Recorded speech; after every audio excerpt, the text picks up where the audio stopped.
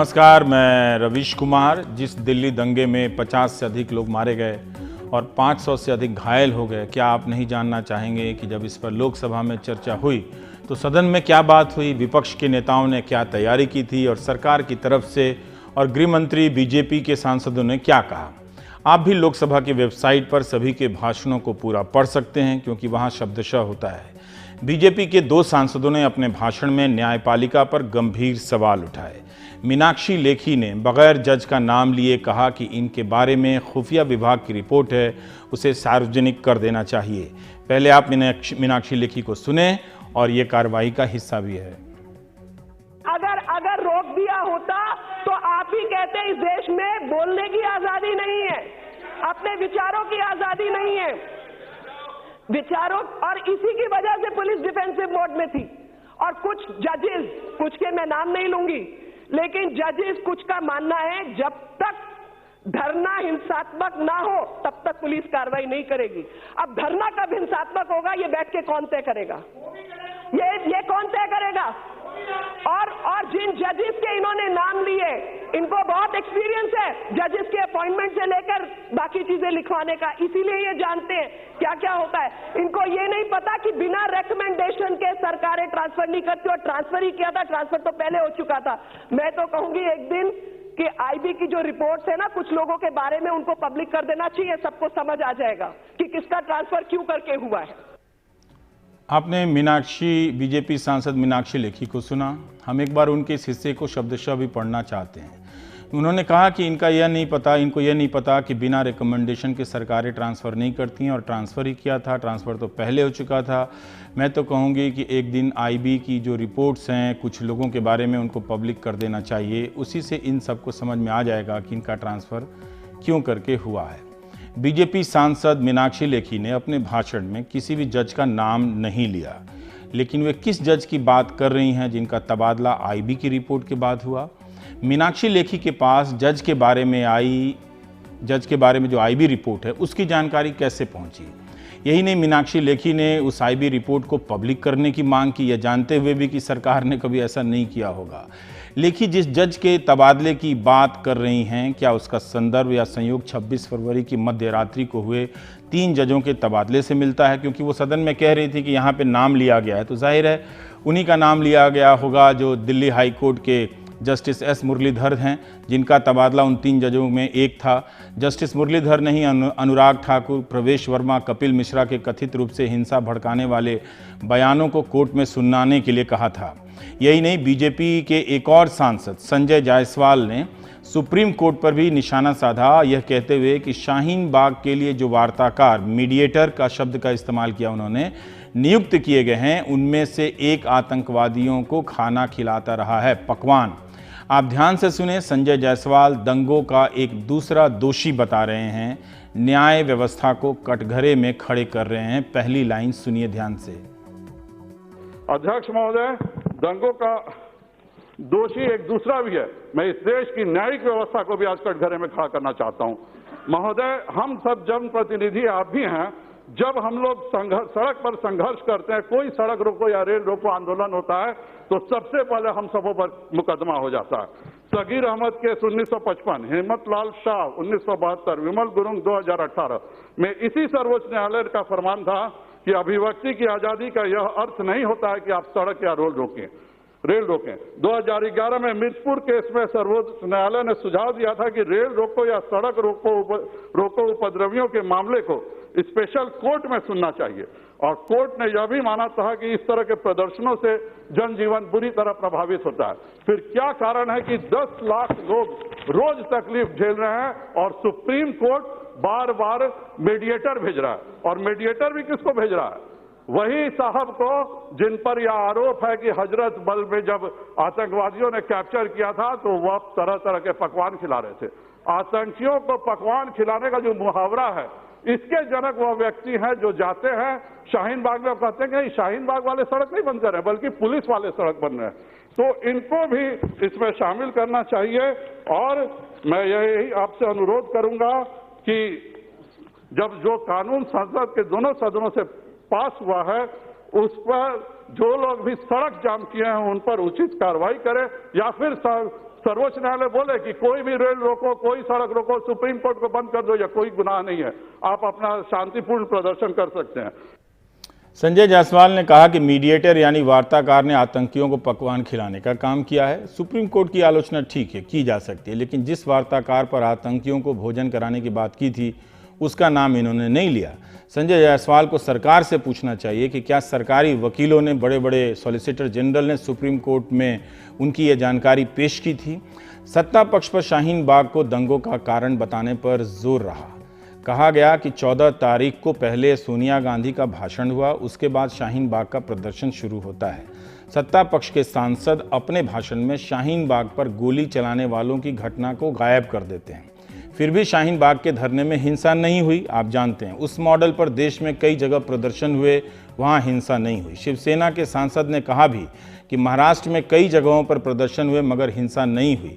Supreme court ने शाहीन बाग से बातचीत के लिए 2 लोगों को नियुक्त किया है और वजाहत हबीबुल्ला का कहना है कि उन्हें वार्ताकार नियुक्त नहीं किया। वैसे इन तीनों के नाम हैं संजय हेगड़े, साधना रामचंद्रन और वजाहत हबीबुल्ला। मीनाक्षी लेखी ने कपिल मिश्रा, अनुराग ठाकुर, प्रवेश वर्मा के भाषणों का बचाव किया। दरअसल आज का दिन कपिल मिश्रा के लिए सबसे बड़ा दिन था, क्योंकि मीनाक्षी लेखी से लेकर गृह मंत्री तक उनके साथ पूरी पार्टी और सरकार खड़ी नजर आई। मीनाक्षी लेखी भूल गईं कि दिल्ली चुनावों के दौरान प्रवेश वर्मा, अनुराग ठाकुर और कपिल मिश्रा पर चुनाव आयोग ने भड़काऊ भाषण देने के आरोप में प्रचार से रोका था। चुनाव आयोग ने प्रवेश वर्मा को 2 बार रोका। वित्त राज्य मंत्री अनुराग ठाकुर पर भी चुनाव आयोग ने 72 घंटे तक प्रचार न करने की रोक लगाई। चुनाव के बाद कपिल मिश्रा के दिए एक अलग बयान को लेखी ही नहीं, बीजेपी के कई सांसदों ने बचाव किया। लेखी ने कहा कि अनुराग ठाकुर और प्रवेश वर्मा का बयान 20 जनवरी का था, प्रवेश वर्मा का एक बयान 28 जनवरी का था, जबकि दिल्ली दंगों की घटना 23 फरवरी की थी। लेकिन उन्होंने यह जरूर मान लिया कि 14 दिसंबर यानी जनवरी से भी 1 महीना पहले का सोनिया गांधी का दिया हुआ भाषण शाहीन बाग की पृष्ठभूमि रचता है। अन्य सांसदों ने भी सोनिया गांधी के भाषण को जिम्मेदार ठहराया। 14 तारीख के इन सब बयानों के बाद 15 दिसंबर को शाहीन बाग में लोग बैठना शुरू कर देते हैं और शाहीन बाग 14 के बाद 15 से ये हरकत शुरू होती है। 3 महीने तक दिल्ली की सड़कों को रोक कर ये लोग बैठते हैं और उसके बाद 17 तारीख को उमर खालिद का बयान है कि डोनाल्ड ट्रंप देश में आएंगे और हमें सड़कों पर उतरना है। उनको बताना है कि हिंदुस्तान के हुक्मरान जनता के खिलाफ हैं। 19 तारीख को वारिस पठान का बयान है कि हम 15% भले ही हो 85% पर भारी पड़ेंगे।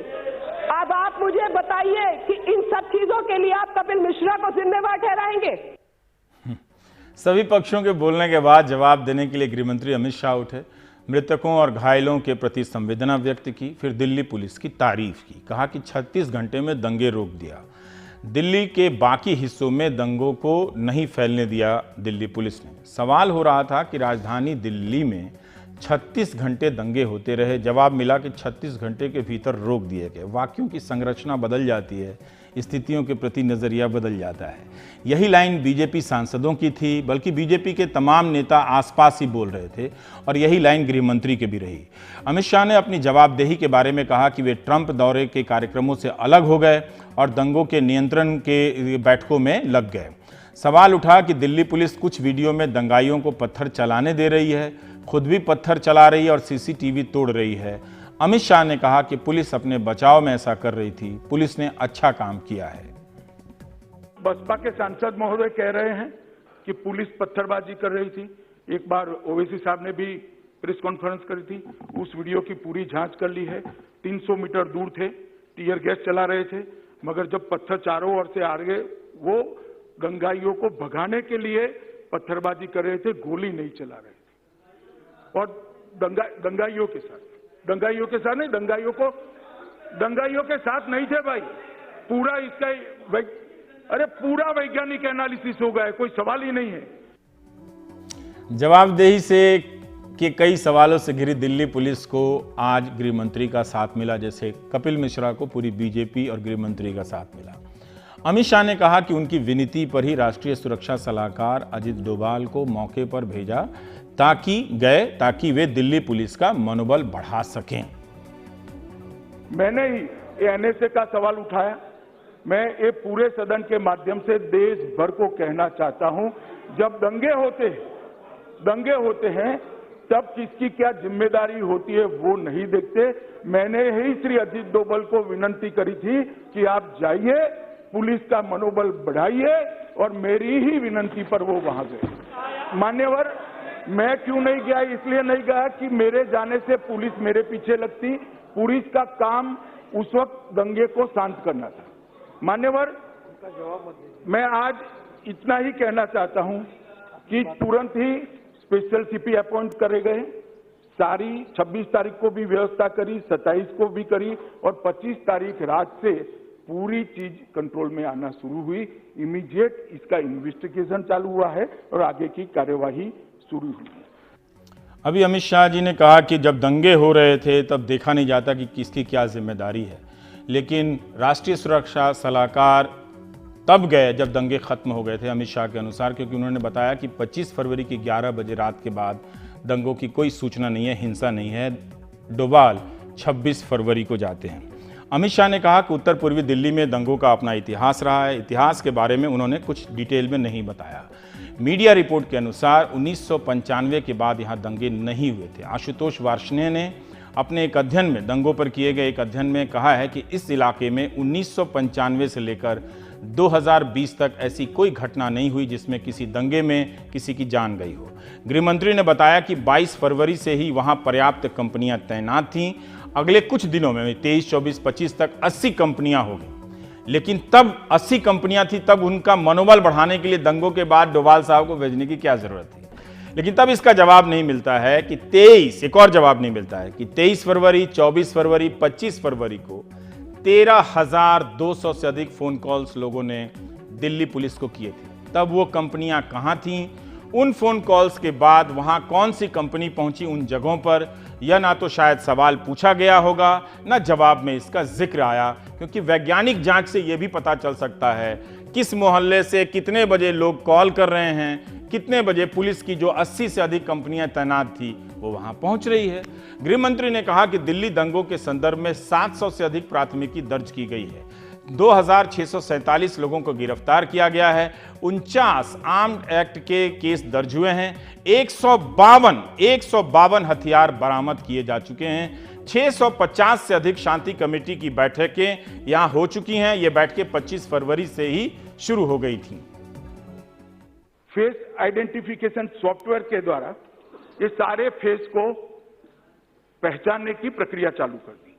ओवैसी साहब ने यह भी कंसर्न व्यक्त करा, हालांकि एक ही कम्युनिटी के लिए किया, कि निर्दोष न पकड़े जाए। ओवैसी साहब, ये सॉफ्टवेयर है, वो धर्म नहीं देखता है, वो सॉफ्टवेयर है, वो कपड़े नहीं देखता है, वो सिर्फ और सिर्फ चेहरा और कृत्य देखता है, और चेहरा और कृत्य देखकर उसको पकड़ा जाए। 1100 से ज्यादा मान्यवर वो सॉफ्टवेयर के अंदर हमने वोटर आईडी कार्ड का डेटा डाला है, ड्राइविंग लाइसेंस का डेटा डाला है, और भी सरकारी डेटा जो था वो सारा अंदर डालने का काम किया है। इससे 1100 से ज्यादा लोग आइडेंटिफाई हो चुके हैं।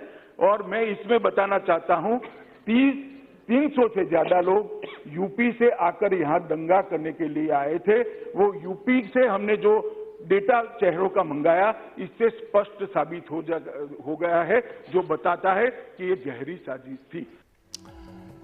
अमित शाह ने यह भी कहा कि 300 से अधिक लोग दिल्ली के बाहर से आए थे। दिल्ली पुलिस ने 3 ऐसे लोगों को गिरफ्तार किया है जिनके पास बाहर से पैसा आया, जिस पैसे का इस्तेमाल हुआ। जब अमित शाह अपना पक्ष रख रहे थे तब कांग्रेस के सदस्य सदन से बाहर चले गए। स्पीकर ने कहा भी कि चर्चा की मांग की थी तो गृह मंत्री का जवाब तो सुनते हुए जाना चाहिए था। बात भी ठीक थी। अमित शाह ने भी कांग्रेस का नाम लिए बगैर कहा कि सोनिया गांधी के भाषण को बड़ा कारण उन्होंने बताया। अमित शाह ने कपिल मिश्रा, अनुराग ठाकुर का नाम नहीं लिया और बचाव इस तरह से किया कि पुलिस देखेगी, लेकिन मगर एक बात साफ थी, हेट स्पीच को लेकर विपक्ष के पास कपिल मिश्रा थे, प्रवेश वर्मा थे और अनुराग ठाकुर थे, तो सत्ता पक्ष के पास सोनिया गांधी, शर्जील इमाम, उमर खालिद और वारिस पठान के नाम थे। किसी ने अमित शाह के करंट लगने वाली बयान का उस प्रमुखता के साथ जिक्र नहीं किया।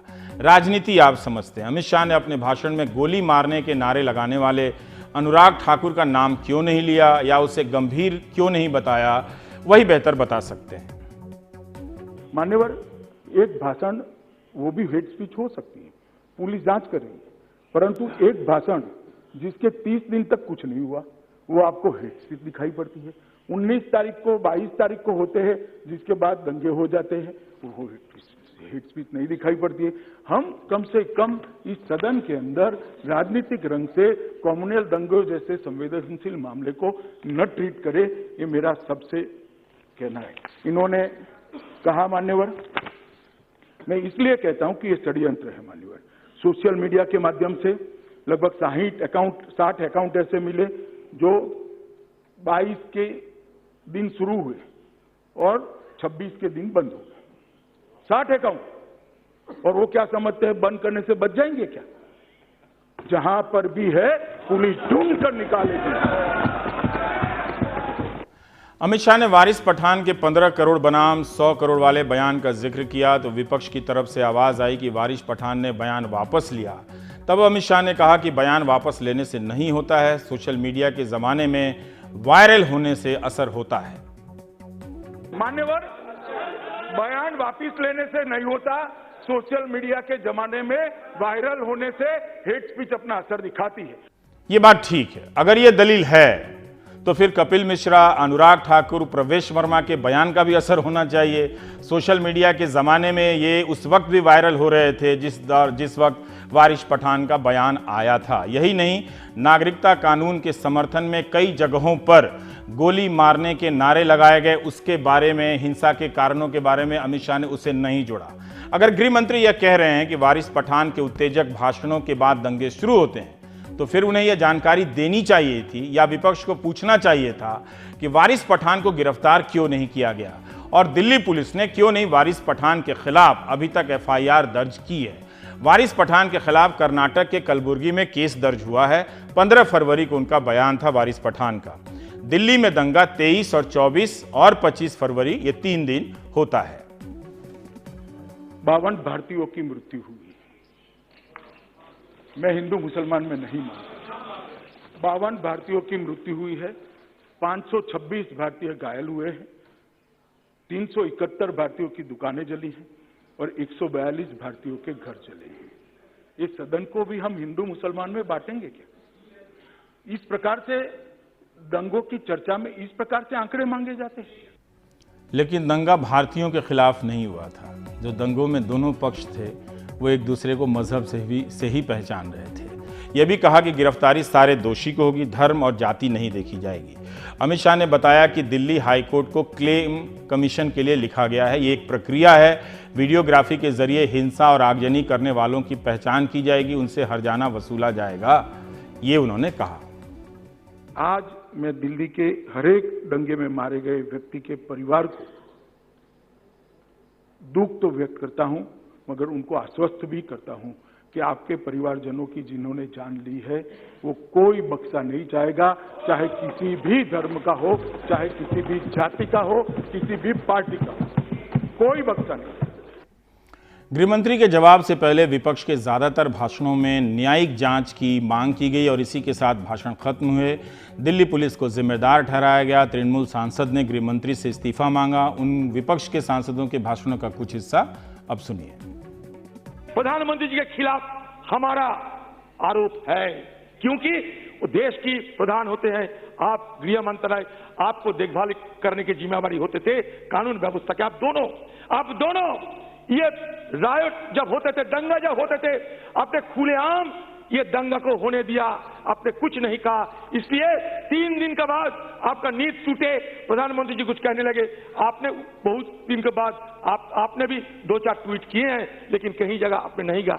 आपको क्या ये नहीं लगते ये आपके लिए सही कदम नहीं था?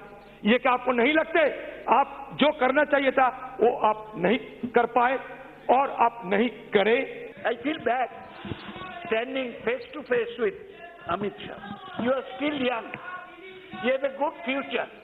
If you acknowledge responsibility for your failure to control Delhi riots, where if you acknowledge your responsibility for failure to stop Delhi riots, to bring peace in 3 days, you are busy with Trump, you could not do it, acknowledge responsibility, and in the name of God, go! Don't stay in that Home Minister's position. If you go now, maybe you will recover. Otherwise, you will live rest of your life with the stamp on your forehead that he is the man who could not prevent a riot in Delhi, 10 kilometers from the Home Ministry headquarters. If he cannot control Delhi, how will he control this huge country of 100 मरे मुसलमान भी हैं, हिंदू भी हैं, सब मरे हैं, लेकिन ये नुकसान सिर्फ हिंदू और मुसलमानों का नहीं, पूरे देश का नुकसान है। ये समझकर कि ये देश सबका है, सब हिंदुस्तानी हैं, सब इंसान हैं, इस नाते से हमारे देश के अंदर बात होनी चाहिए। और ये शेर मैं पढ़ना चाहता हूँ कि ए वतन खाके वतन वो भी तुझे दे देंगे, ए वतन खाके वतन वो भी तुझे दे देंगे, बच रहा है जो लहू अब के फसादात के बाद। ये मैं कहना चाहता हूँ। तो दोस्तों, मतलब ये है कि ये हिंदू और मुसलमान के बुनियाद पर जो यहाँ पर गवर्नमेंट की लापरवाही से या प्रीपेड पॉलिसी से ये बलवा हुआ है, इस पर पूरी जांच होनी चाहिए और जो मौजूदा सुप्रीम कोर्ट के जज की निगरानी में इसकी जांच कराई जाए। हेट स्पीचेस देने वालों से क्या हम कभी पूछेंगे कि जो बच्चे अनाथ हुए हैं, जो बहनें विधवा हुई हैं, उनकी आंखों में आंखें डालकर वापस एक बार ये हेट स्पीचेस देने वाले लोग अपनी स्पीचेस की गलती को कबूलेंगे? क्या वो 11 साल की बच्ची जिसके बाप को रास्ते पे घसीटते हुए मार दिया गया, उस 11 साल की बच्ची के आंखों में आंखें डाल के अगर 56 इंच की सीने में एक दिल है इंसान का, तो वो इंसान क्या उस 11 साल की बच्ची के आंखों में आंखें डाल के बोलेगा कि हाँ, हम में कोई कमी रह गई है? दूसरी बात सर, अपने देश को एक श्राप लगाए रिलीजियस नेशनलिज्म का। अगर पैदा होते हुए ना आप, ना हम, ना यहां पे बैठा कोई भी एंट्रेंस एग्जाम दे के नहीं आया किस मजहब में पैदा होना है, किस जाति में पैदा होना है, किस धर्म में पैदा होना है, तो उसके बाद पैदा होने के बाद उस धर्म को लेकर उस सांप्रदायिक राजनीति का सहारा हमें क्यों लेना पड़ रहा है? बीजेपी के नेता कपिल मिश्रा डीसीपी को शरेआम बोल रहे थे, वीडियो का उसका दस्तावेज है कि आपकी जरूरत नहीं है, हम खुद निपट लेंगे। उसको उसी वक्त क्यों नहीं गिरफ्तार किया गया? उसको उसी वक्त उस पर एफआईआर क्यों नहीं की गई? और 3 दिन तक दिल्ली की पुलिस क्या कर रही थी? जब दिल्ली की पुलिस ने आम आदमी पार्टी के किसी एमएलए पर कुछ झूठा मुकदमा करना होता है तो एकदम से आ जाते हैं, आधे घंटे में। चुने हुए मुख्यमंत्री के घर पे छापा मारने आधे घंटे में पहुंच जाते हैं, चुने हुए मुख्यमंत्री के दफ्तर में पहुंच जाते हैं, तब बड़ी तेजी दिखाते हैं। इस वक्त 3 दिन क्यों लावारिस छोड़ दिया गया दिल्ली के जमुना पार इलाके को? पहले 84 में 3 दिन फौज नहीं गई थी, अब 3 दिन पुलिस नहीं गई। देखिए, इसमें हिंदू भी मरे हैं, मुस्लिम भी मरे हैं, हिंदुओं की दुकानें भी जली हैं, मुस्लिमों की भी दुकानें जली हैं।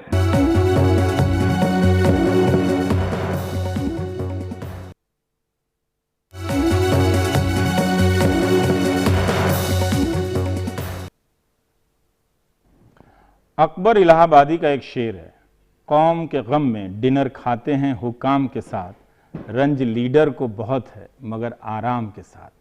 दल बदल भारत की राजनीति में एक सामान्य घटना है, होती रही है, होती है, होती रहेगी। इसके लिए अपनी होली नहीं बर्बाद करनी चाहिए थी आप सभी को। खासकर राज्यसभा चुनाव के समय कब कौन कहां से किसी पार्टी में आ जाए, टिकट लेकर सदन में पहुंच जाए, कई बार पार्टी वालों को भी पता नहीं चलता। इस केस में तो 2 पार्टियों को पता चल रहा था कि एक से जा रहा है, दूसरे में आ रहा है। जिस बीजेपी पर ज्योतिरादित्य लोकतंत्र की हत्या और मध्य प्रदेश की सरकार तोड़ने के आरोप लगा रहे थे, उन्हें बीजेपी ने ही माफ कर दिया, तो फिर पुराने बयानों को खंगालने का कोई मतलब नहीं है।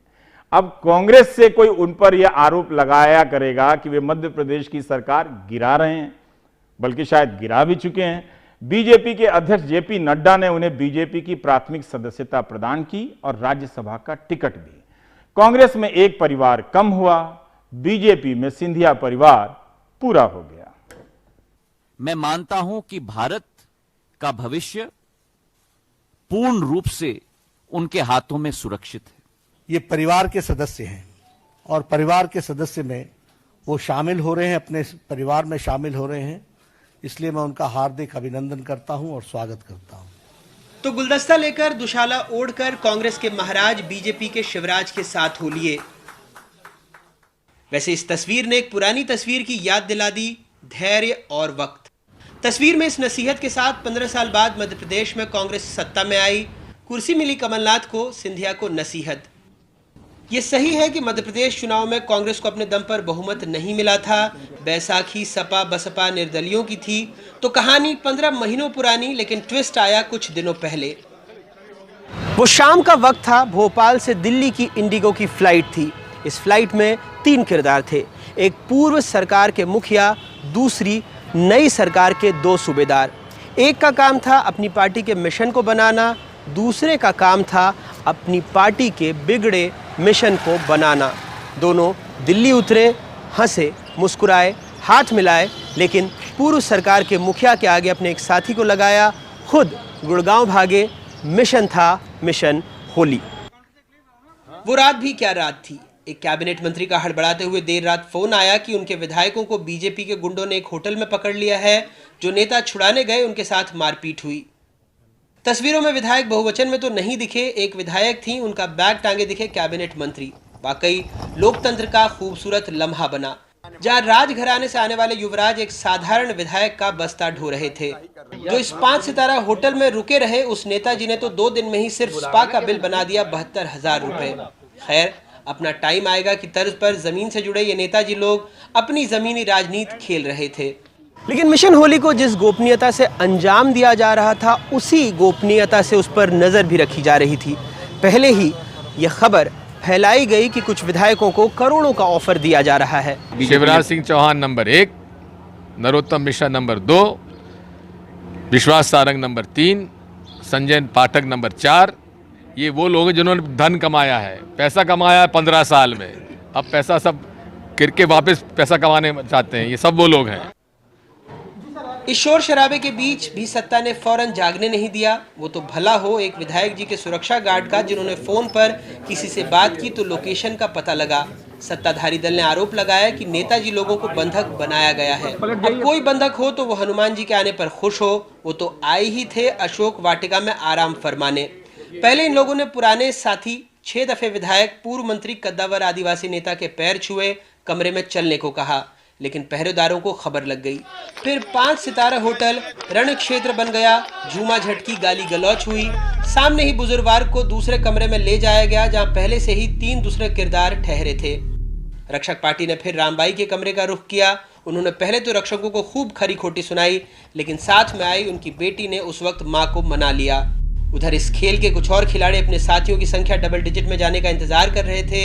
योजना दक्षिण भेजकर ऐसे ही किसी 5 सितारा में तपस्या कराने की थी, लेकिन छापेमारी ने उस योजना को तोड़ दिया। एक एक कर 8 विधायक लौटे, लेकिन लौटकर रिश्वत मांगने, बंधक बनाने जैसी सारी थ्योरी नकार दी। वो अपने संगठन में, अपने पार्टी हाईकमान के सामने अपने नंबर बढ़ाना चाहते हैं। तो ये अगर, लेकिन मैं उनको चेतावनी देना चाहता हूं आपके माध्यम से कि नंबर बढ़ाएं, अपने तरीके से बढ़ाएं। हमारे कंधे पे बंदूक रख के नंबर न बढ़ाएं। कोई पैसे मिले थे क्या आप लोगों को? कहीं हाथ पैर बांध के रखा था? यार कोई आपके संपर्क में तो दिलवाओ ना यार। कोई ऑफर ही नहीं कर रहा है तो हमें शर्म आ रही कि हमारी क्यों बदनामी कर रहे हो। कोई पैसे ने 6 फुट का शरीर दिया है, परिवार भी सक्षम है और क्षेत्र में सक्षमता है लड़ने की, भिड़ने की, हर चीज की। उसके बाद यदि हमारे क्षेत्र की जनता में संदेश जा रहा है कि हम बंधक बने थे, हम दाल रोटी चैन से चलती है भैया, 35 करोड़ की जरूरत नहीं। 35 करोड़ तो हमने देखे भी नहीं। यदि इकट्ठे देख जाएंगे तो हार्ट की बीमारी नहीं है, 50 साल में वो और ना हो। ये मेरी लड़की है दिल्ली में, आप लोग पता कर लो। तो अब लड़की मेरी है, मैं दिल्ली नहीं जा सकती? पूछो आप दिग्विजय सिंह से कि रामबाई को बस काय नाम ले रहे हैं। वो इसलिए ले रहे हैं कि सीएम कमलनाथ जी को हम पे भरोसा हो रहा है। हम कमलनाथ जी के साथ कभी दगा नहीं कर सकते। इस जन्म में तो क्या, अगले जन्म में तक नहीं कर सकते उनके साथ तो धोखा। बात ये है, पूछना चाहिए कि चले कैसे जाते हैं ये। इतनी नाराजगी भी क्या है कि इनके साथ कोई रहना नहीं चाह रहा। लेकिन खेल ये नहीं था, ये तो कवर फायर था। असली खेल होली के एक दिन पहले हुआ। एक रात पहले मुख्यमंत्री कमलनाथ दिल्ली पहुंचे। उसी दिन सुबह 4 विधायकों 2 मंत्रियों ने फोन ऑफ किया, सुरक्षाकर्मी वापस कर दिए। दिन में कमलनाथ ने 10 जनपद में पार्टी अध्यक्ष से मुलाकात की। 45 मिनट बाद बाहर निकले तो सीधे भोपाल दौड़े। तब तक भगदड़ मच चुकी थी। 6 मंत्रियों सहित 19 विधायक तपस्या करने बेंगलुरु निकल चुके थे। 2 विधायक पहले से ही नहीं लौटे थे। अब खैर रिजॉर्ट की राजनीति है, बस का सफर है, प्लेन में उड़ान है। दावे हैं, बातें हैं, लेकिन सच विधानसभा की जमीन है, जहां कांग्रेस संख्या में कमजोर हो चुकी है। उनके नेता कमलनाथ को छोड़कर कमल को पकड़ चुके हैं। पहले जब कथित तौर पर बंधक बनाए गए नेताजी वापस लौटे तो कहा गया लोकतंत्र की जीत है। अब वापस नेताजी कथित तौर पर जो बंधक बनाए गए हैं लौटेंगे और लोकतंत्र जीतेगा, ऐसा कहा जा रहा है। लेकिन क्या लोकतंत्र उसी दिन हार नहीं गया था जब नेताजी नजराना लेने रिजॉर्ट पहुंचे थे? भोपाल से कैमरा पर्सन रिजवान खान के साथ अनुराग द्वारी, NDTV इंडिया।